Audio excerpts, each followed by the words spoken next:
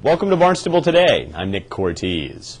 School Superintendent Dr. Patricia Grenier last night made her first official fiscal year 2012 budget presentation to the school committee.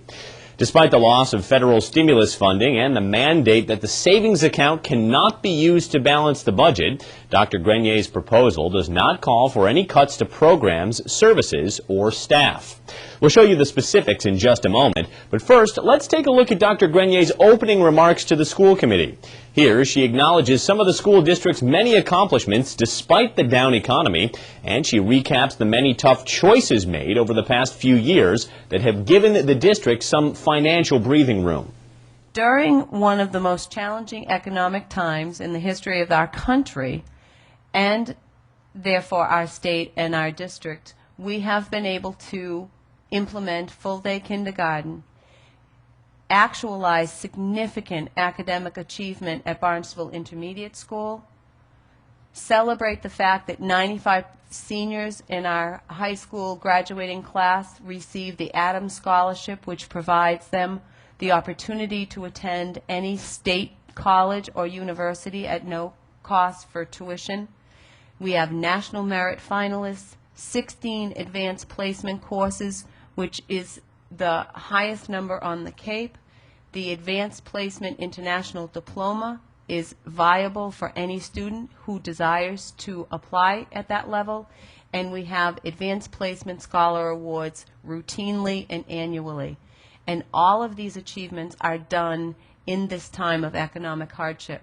It is important to note that during this time, in the past 4 years, we have closed Marston's Mills Elementary School, Cotuit Elementary, Osterville Elementary, Osterville Bay Elementary.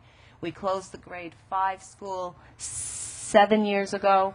We moved Marston's Mills East to Horace Mann Charter Public School to the Hyannis East location. We reconfigured our grades, moved 4th grade to the 4-5 building now, the 8th grade to the high school. We created an intermediate school. We redistricted the elementary level, and we eliminated 2 key central office administrative positions, as well as many support staff that actually filled all of those schools that are closed. What we have done is to recreate Barnstable Public Schools in a way that has allowed us to experience the kind of success that I talked about. The focus now is how do we maintain our work for the future. Next, Dr. Grenier outlined some of the basics of her budget proposal, which would maintain current service levels, plus retain a few additional positions that were funded with the federal stimulus dollars that are no longer available. We call this budget a minimal needs budget, and it's level service with a twist. And the twist is our creation of a few positions with ARA funding. ARA funding was federal funding that was received by all school systems in the state for 2 years. And it is exhausted at the end of this year, so there will be no more ARA funding. 90% of our funding went to considerations that were one-time costs or costs that would not experience a funding cliff. We have some positions that are critical to us that were funded under ARA that I am proposing remain funded during this budget presentation. Full-day kindergarten assistance at Hyannis West, adjustment and prevention support at BIS, and special education facilitation at elementary level. I believe it is critical that we have full-day kindergarten assistance at Hyannis West. We discovered within the first 2 weeks of school last year that we have an entire classroom of kindergartners at Hyannis West that had not received any preschool intervention. That is a huge anomaly. Over 20-something students not having any preschool experience. We need the kindergarten assistance for that population of student. The adjustment and prevention support at BIS has contributed significantly to the well-maintained, effective, calm, peaceful atmosphere in that school, and the degree of personal connection that Karen Stoling and staff have formed with 6th and 7th grade students, and that's critical for this age group to feel that they are the only person in that building. And then the complexity of our special education service delivery and the number of meetings, the number of personal contact we're trying to provide to parents in need of support is critical in maintaining this position. School budgets depend in part on how much funding will come from the state, which is rarely known before local budgets must be certified. In this next series of clips, Dr. Grenier reveals her total budget request, the assumptions about state funding used to develop that request, and her conclusions about what her proposal will accomplish for the school district. We have conservatively determined our budget based on a 10% reduction in state aid.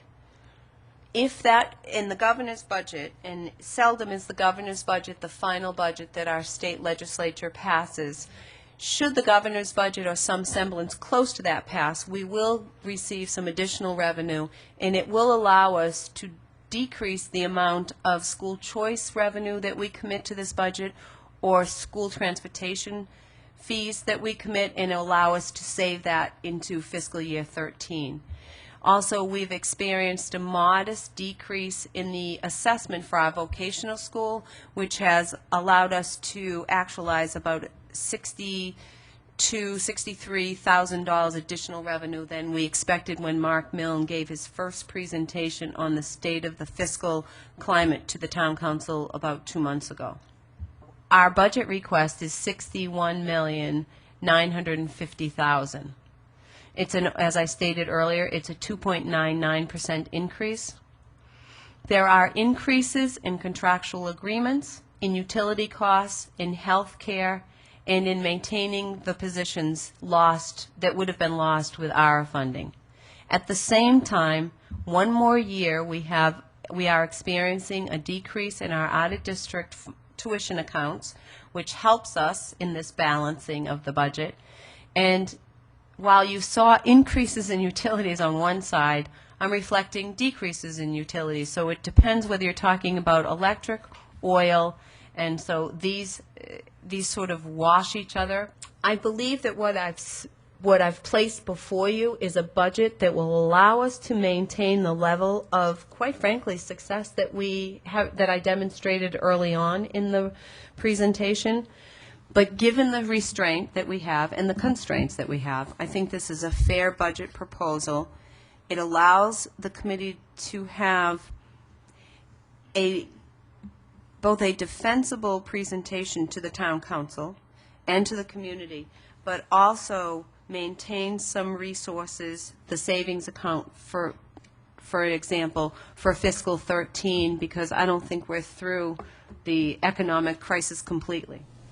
As you just heard, the FY 2012 school budget was developed with the assumption that the state would reduce Chapter 70 or school aid by 10%. This figure was put in place before the governor released his budget proposal, which, if accepted, would increase, not decrease, Chapter 70 aid. Naturally, Dr. Grenier was questioned on why the budgetary assumptions weren't changed to reflect that bit of good news. The reason I did not change, or I shouldn't say I, am sorry. The reason we did not change the budget assumption and left the revenue at a 10% reduction was that's the most you'll experience.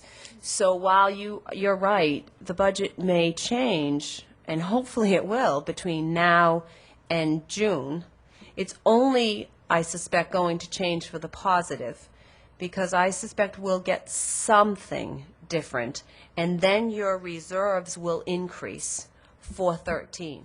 If you'd like to weigh in on the FY 2012 school budget, you can share your opinions with the school committee at its annual budget public hearing, which is scheduled for March 8th at 7 p.m. in the Town Hall hearing room.